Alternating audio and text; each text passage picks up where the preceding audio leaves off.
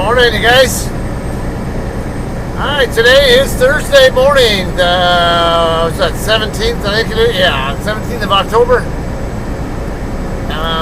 It is just before 4:30 in the morning. We just got on US 64 eastbound from I-95 in North Carolina. Alright, we're going to be picking up a load this morning from I believe it's Americold, if I remember, in Tarboro. And now I keep having a hard time remembering the name of this town for some reason, but then I finally remembered. Just remember Tar Heel, the Tar Heel State, and then just the first part of it, and then Boro at the end of it. Boro, or however you want to pronounce it. Tarboro. That's how I'm pronouncing it. That's what we're on our way to, though. I'm guessing it's going to be a load of frozen breads or something along that line. It's Sara Lee related, I think. So I'm going to take a wild guess that it's a frozen bread load or something along that line. But now when I was looking on the map at it earlier, I noticed there was a Tyson facility there as well. So, is Sara Lee a Tyson product? I don't remember. I've done Sara Lee product loads before. It just never seems to be at an actual Tyson facility, though. So, I don't know. That one kind of throws me off. Also, I don't know that I've even been to this place before. It's possible, but I don't know. I know I haven't been here with JCT or Hirschbach before. With Sierra England, it's possible. I don't know. Because this highway kind of seems a little bit kind of like one that I remember taking to a particular customer. Well, I don't remember the customer, though. That's the problem. When I was with England. And I was a solo driver at the time. I just remember I was here in North Carolina, somewhere. I don't know where, though. And I was picking up a load. I don't think it was the same facility, but again, I don't know. I can tell you that I don't do much in North Carolina, or at least never did much with in North Carolina with JCT. Now, Hirschbach does a lot more here, though.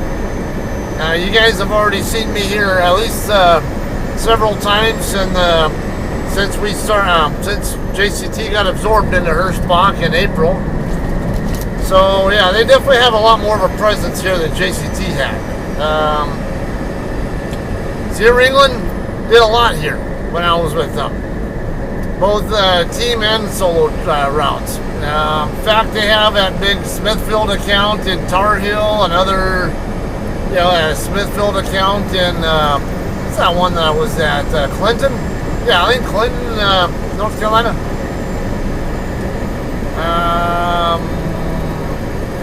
They had a number of Smithfield accounts here in the state. That is Sierra England. So yeah, there's no shortage of stuff that they do here. And then when I would run this way with them, I was always the OTR side of Sierra England.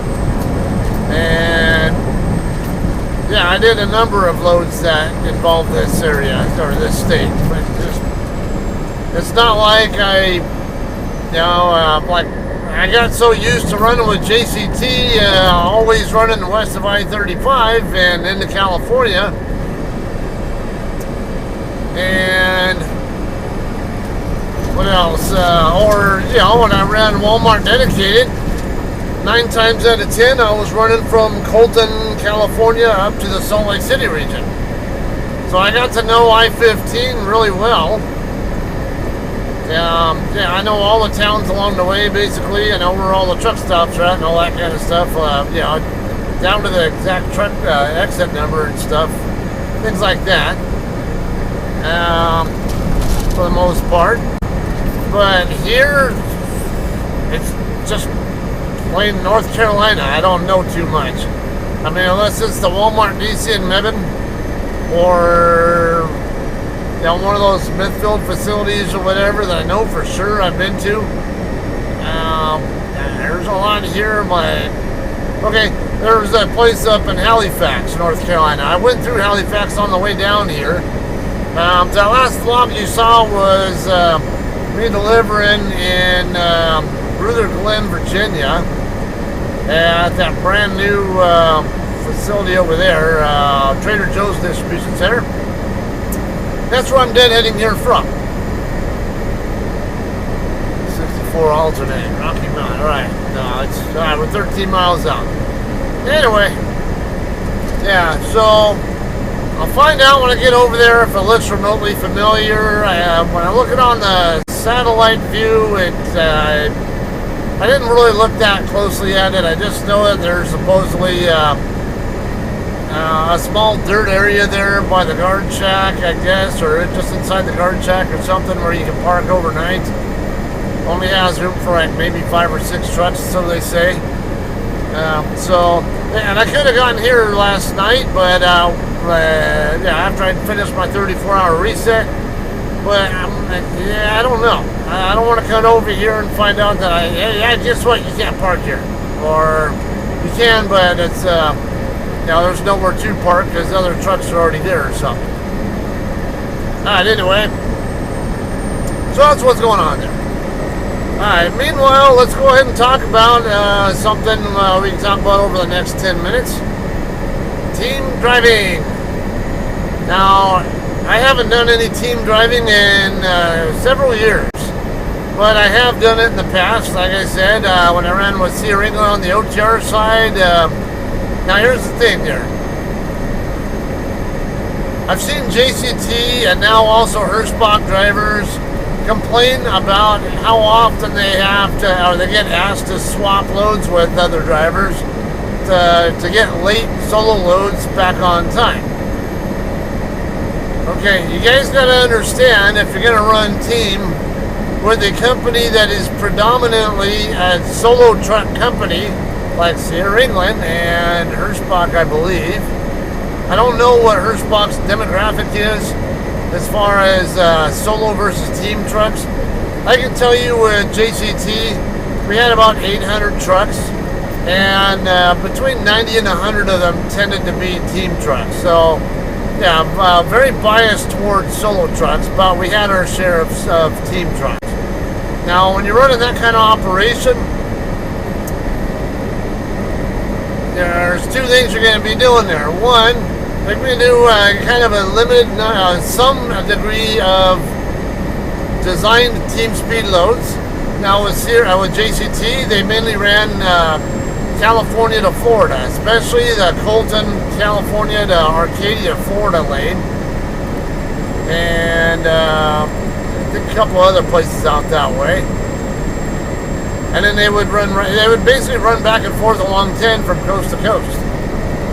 That was JCT's business model, or at least part of it for their team trucks. The other part is largely help get late loads back on time and then swap them back off.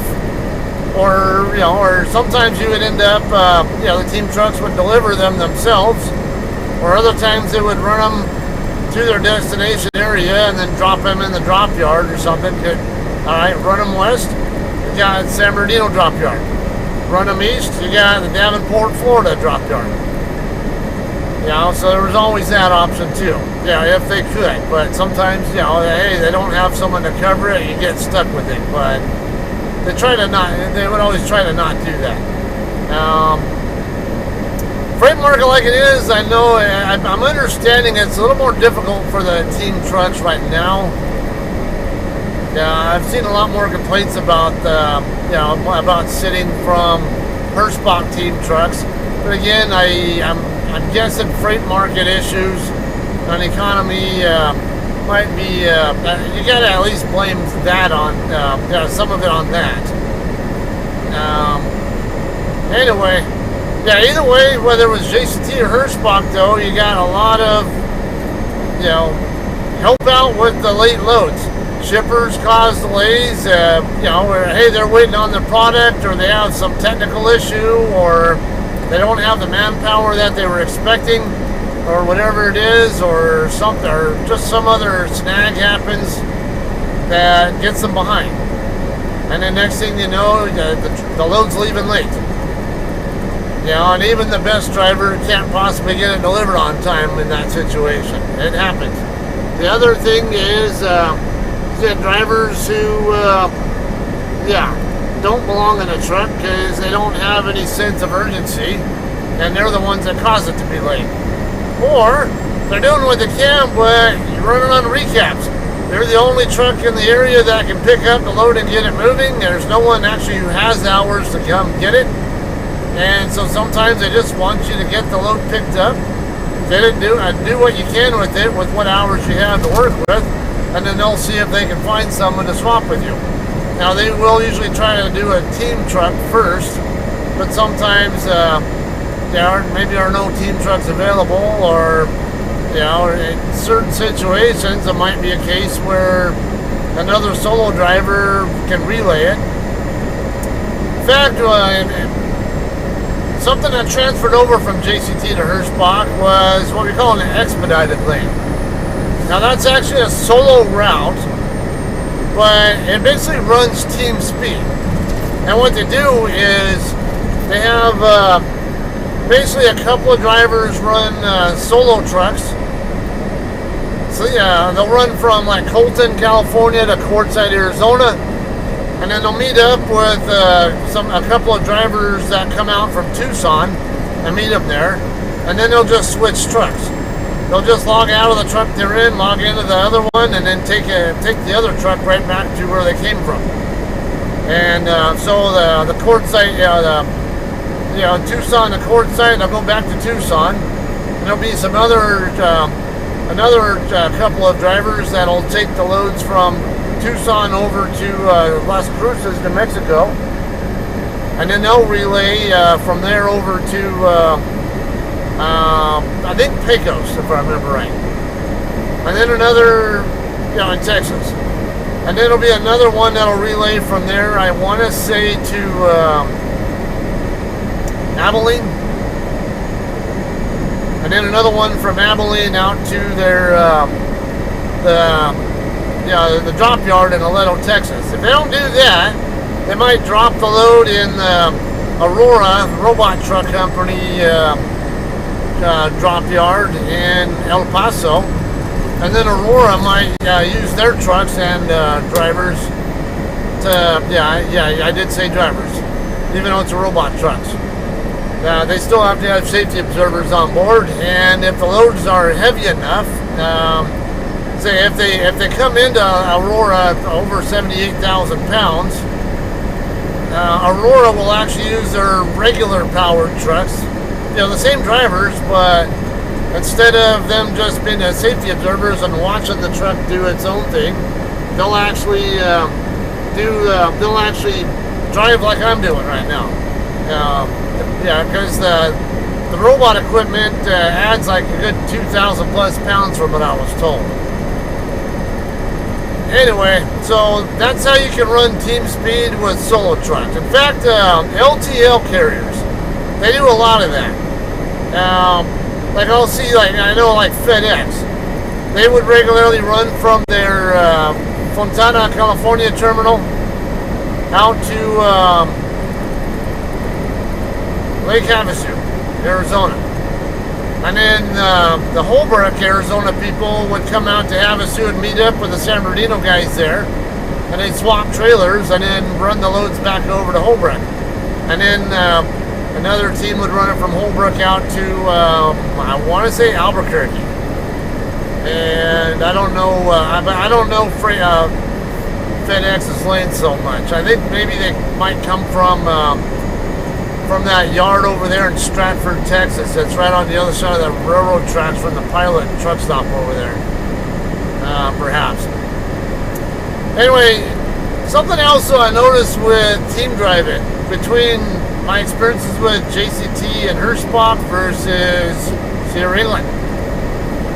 JCT and Hirschbach, the team trucks are almost always significant others of some sort, or siblings or whatever, I've known several who are brother and brother, or brother and sister, or sister and sister, or whatever. Several others who were either spouses or significant others. I know there was a lesbian couple I would run into and chit chat with, sometimes, or a lot of them were husband and wife couples and stuff, or boyfriend and girlfriend, or boyfriend, whatever. There's a lot of that. The majority of the trucks seem to be people who knew each other to some degree like that, though. Now, Sear England, here's what was different. They are a primarily team truck company. They're not a, is that thing even, okay, it is right. Alright, I was like, is that taking me to the right side of the highway? I thought I was supposed to go to the north side of the highway. I think it was wanting me to get off at that last exit, but I decided I want to take the next one down. And, and of course, here in England have a lot of not so experienced drivers. A lot of them are just doing their 1-year contract with them, and then they bounce to other companies or whatever.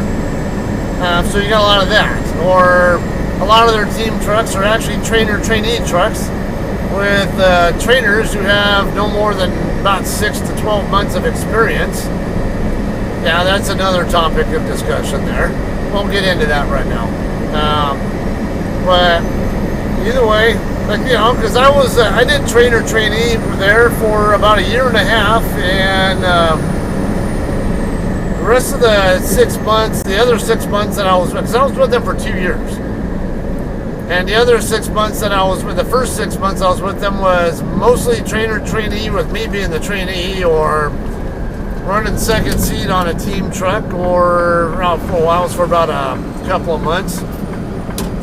And then the next 4 months was mostly running team with me being the lead. Now, that time when I was the lead on the truck, we'll just say, though, I had a number of different co-drivers. Most of them, a lot of them showed their lack of experience to some degree or another, but overall, I thought most of them were pretty, were decent enough. You bastard. There was nobody there, and then right when I committed to coming out, all of a sudden they come out. Alright. Sarah Lee Road, yeah, that's exactly what I want. But yeah, now that's that's one of the big concerns that a lot of team drivers tend to have, or people tend to have with team driving, is teaming up with someone they aren't really compatible with, or someone who's driving they can't trust, and that's legit. I mean, that's valid concerns to me. Yeah, I totally get it. I can't blame them at all. But it usually only takes maybe within a week to figure out if the other person, if they're a stranger, what their habits are and all that. Just sit there in the passenger seat and hang out with them and chit-chat and observe. See how much they pay attention to all these different details going on. Am I turning at this light? Yeah, I think it is. Okay, yeah, I see that. I think I do see Sarah Lee logo on the side of the building. I don't know what that is. So I see something red over there on near the building, or like a canopy, or the awning to the, like the entrance of the building, or I don't know.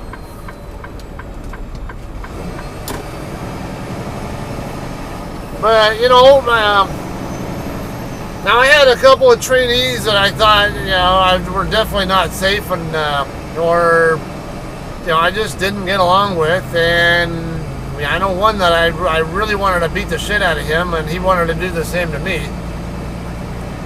Thank God I was done with him. Truck delivery. No, that's not my place. That's a closed gate there anyway. And I don't know if this is the same place I'm trying to go to anyway.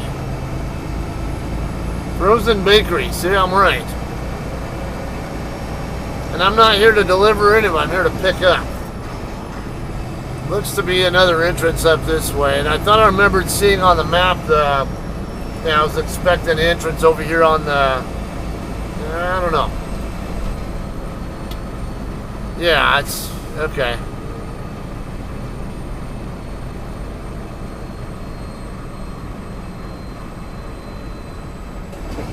Are they even... Okay, yeah, this is Americold. Can't tell if their gate's open or closed, but...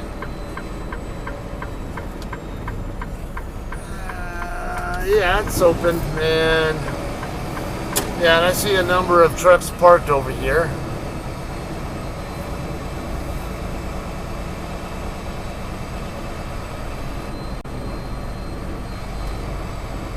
Might be room right there next to that red truck over there. Keep left, park on gravel, proceed up ramp to check in. Okay. Alright, so yeah, I look like this Crete truck over here. I'm going to go ahead and get myself turned around. Yeah, there's definitely a spot I can get into right there next to Crete. I just want to make sure I have room to get my tandems close to those guys before I get turned around. I guess in hindsight, I could have done a U-turn setup there, but that's all right. Now, I'm not due here until 9:30 in the morning, but I figured I can get here now. Jalisco, huh? My buddy Jesse drives for them. I'll have to tell them about seeing their trailers here.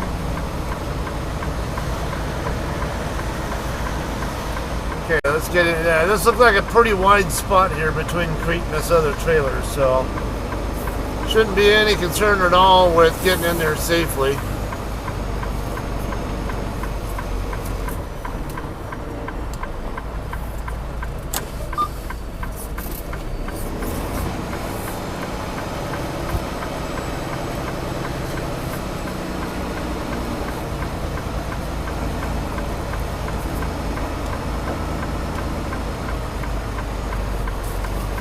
Oh yeah, see, there's a ton of space there. I'm like right around the right distance I want to be from this drop trailer, and there's like a freaking mile of space between me and Crete.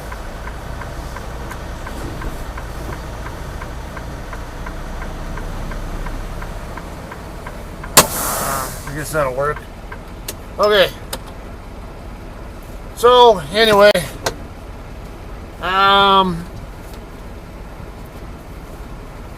yeah, I know that was one of the big concerns that people had most of the time when I would talk to them about their concerns with running team speed. And you know, there are some other cases where it's, you know, I don't blame people for not wanting to run team. I can just imagine driving across I-70 in Indiana or I-40 in New Mexico, or to some degree now, well, used to be this a large extent Arizona, until they resurface a good chunk of their interstate. But can you just imagine? I don't even like being here in the driver's seat in some of the, like I-70 in Indiana, anywhere outside the 465 loop in Indianapolis. To hell with that damn state. That's got to be one of the worst interstates I've seen anywhere in the U.S. outside of New Mexico. And but then like Texas and Oklahoma, even when they have like brand new, like, you know, like really good surface roads, then you can actually see these waves in the road. Like, who the hell designed this? You can actually see them. So what do you think is going to happen? I feel like I'm getting shaken baby syndrome every time I go through that. Like I-40 in eastern Oklahoma, between what would you say, like between Okima and the Arkansas line, perhaps. Maybe, I don't know, somewhere in that neck of the woods. For sure, like between Weber's Falls and the Arkansas line. Holy shit, man! Oh God, I hate that. Just imagine that. I mean, I deal with that, and while I'm in the driver's seat, try being in the back trying to sleep when that's going on. Or also, I remember when I ran through the area a lot with Sierra England, but almost never, except for once or twice with JCT. And that would be on I-5 between Sacramento and Portland. And yeah, I would go through there quite a bit with Sierra England though. And a number of times I'm back there while my co-driver or trainees up here driving. And there's this one bridge just north of Sacramento. Come on, you guys who are OTR truckers or even local in that area know exactly what I'm talking about. Scotty, you ran through there a lot with Ashley. I don't know if you're doing so much over there now. You seem like you're going across the country a little bit more now, but there's that long bridge over there by the, not too far from the airport. There's that, I think that rest area right by there, and it goes across that whatever that flood channel river thing. I don't know what the hell that thing is there. That's like a flood zone, like a waterway that's not water for the most part.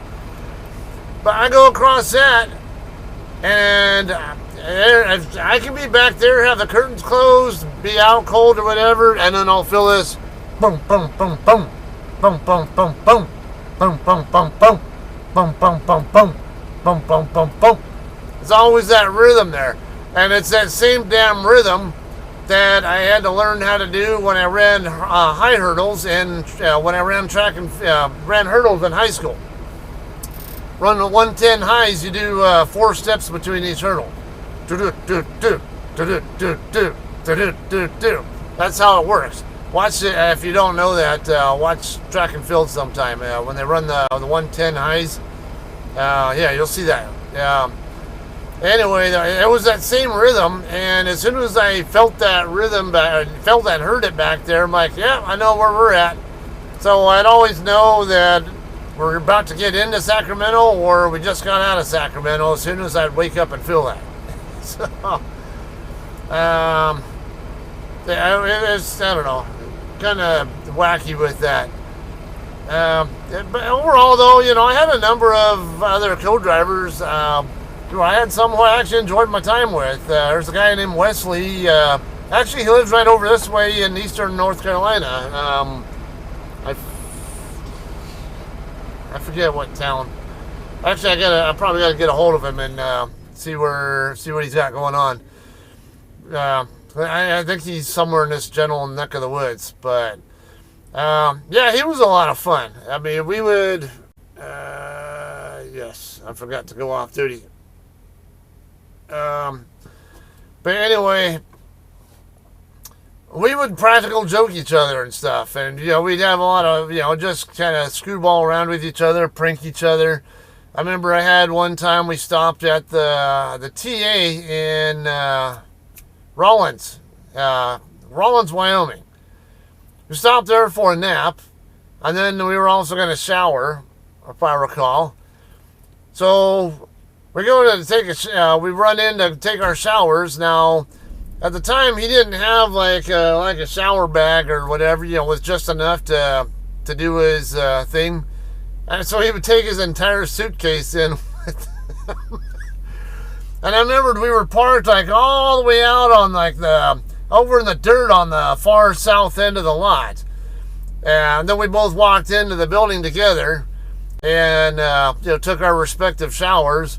And I got done. I realized he's still in there and not done yet. And like, I'm not exactly the quickest at showering myself. So the shower part, I'm quick. It's just, grooming myself and other kind of stuff, brushing my teeth and all that, doing my hair and whatever. That takes most of the time for me. And even then, I'm still out of there within less than half an hour. But now Wesley, though, he was. He took a little bit longer. I don't think he really tended to take that long, but yeah, he took longer than me on that occasion. So I got to the truck first, and I'm like, kind of expecting he's gonna come out, and then I realized, when I walked out to the truck, I realized that some spots were open closer to the building in the asphalt area. So I went ahead and moved the truck closer. It was pretty much in the same row, but a lot closer to the building than we were at. But he didn't know that because he was still in the building. And now it was dark too, or no, I think it was daytime. And I watch him walk right past the truck.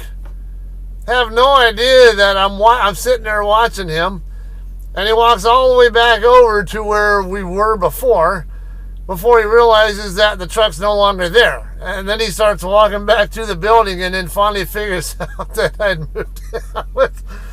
I was laughing my ass off. But, he and I would both prank each other all the time like that. He was a lot of fun to drive with. Man, he was, I would say as far as teammates, not trainee-trainer type of relationship there, but actual team drivers. I had a lot of fun driving with him. Let's see. Trainer, trainee too. Even some of them, they demonstrated very well that they were really safe, and I could definitely trust them. And then others were like, nope, I don't trust you for anything. And a couple of them I ended up kicking off my truck because, they were just not. Like, I don't feel safe with these people. I just want to live. Anyway, don't want to ramble too much. We'll get checked in. I got a 9:30 appointment time. I'll probably check in around 8:30. It's a few hours from now.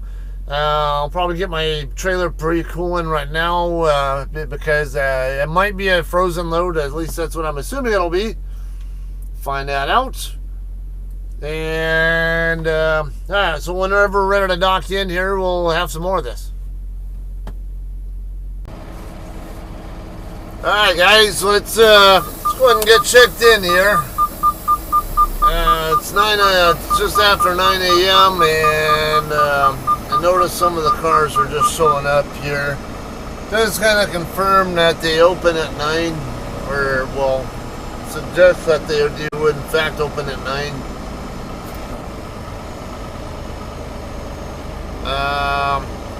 Alright, so as the sign back there said when we were coming in, basically park here on the dirt right by where this bobtail and the other truck are at and check in.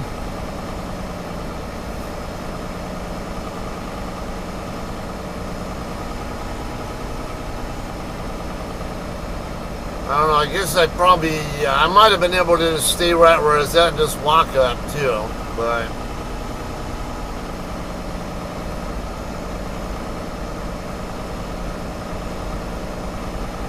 okay, yeah, right there where I think it's a woman, yeah. It's the shadow and stuff. It was a little hard. Yeah, it's a woman. They're just coming down the ramp right there. That's where we're gonna check in at.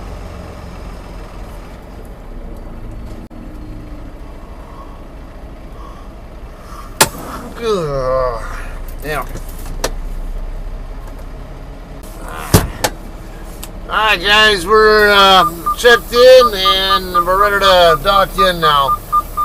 Basically, they told me to go ahead and wait here in the right where I was at, and the guy just came up and told me to dock in the door 14. Be a vacant door right there next to this yellow Freightliner Classic over there. We'll just creep in. Let me figure out what MDN Freight's doing. He's probably doing the same thing as me, creeping.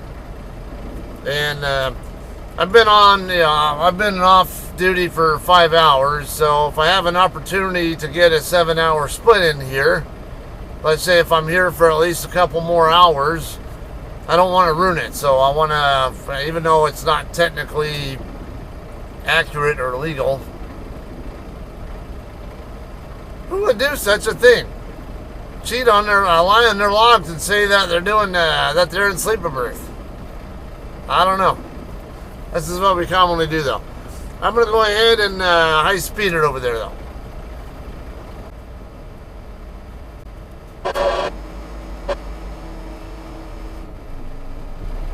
I get it creeping. Can we do something more than 2 miles an hour, though?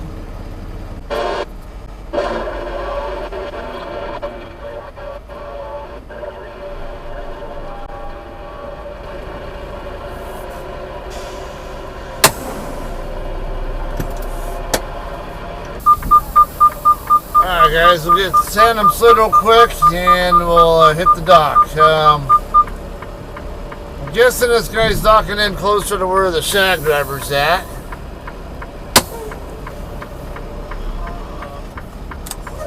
Sliding, I don't know if they really need tandem slid, but not a bad practice anyway. Alright, yeah, he definitely looks like he's going further down, but can I sit up and not be in his way? See what we can do. Yeah, he's looking like he's docking in all the way down there, so should be able to get this done without either of us being in each other's way.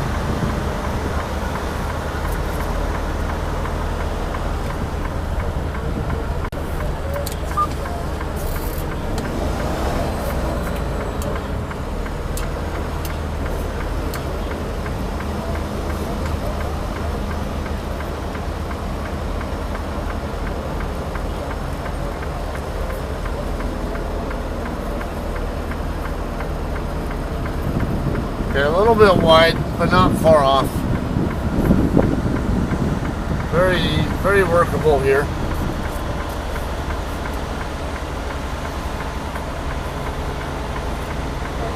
Looks like we're right on the line there. It's hard to see that line, but it looks like we're right on it.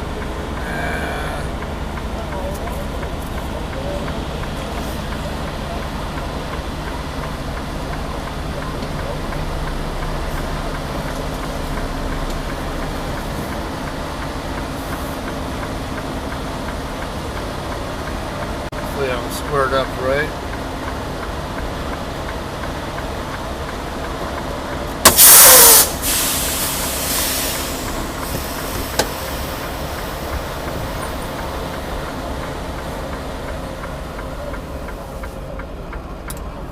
Okay, let me double check that I'm squared up with the door right. He's already pulled my glad hand though.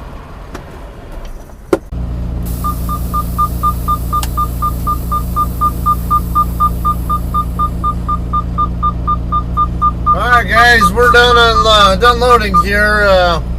Loader was going to have me pull forward, put the seal on, but this guy next to me was just backing in. So what we're going to do is come out over here. I need to get all the way out anyway to get my doors closed, so we'll get lined up over here with these parking chocks, and I can slide the tandems and all that kind of stuff, and we'll be out of here in a bit.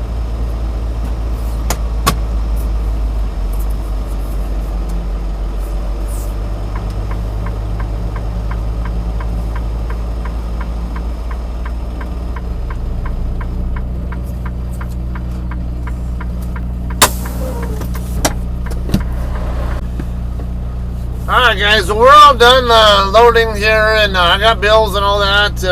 It is, I forgot to look at how heavy it was. 32,000 pounds. Some reason I want to say it's heavier, but I don't know. It's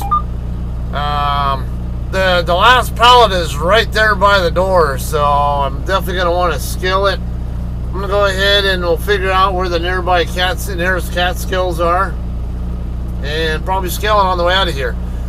So the load's going to London, Kentucky, to the Walmart distribution center there. So and it's due to tomorrow night, tomorrow afternoon, whatever it is. So that's what I'll be planning on doing with it next. I won't be vlogging that one, but I do have another pickup right after that in Grayson, Kentucky. I will be vlogging that one. So we'll plan on seeing you guys again on that one, right? Alright, hope you guys enjoyed, and we'll have some new, always as usual, something hopefully worth talking about there, and hopefully worth listening to. Alright, we'll see you guys. Have a good day.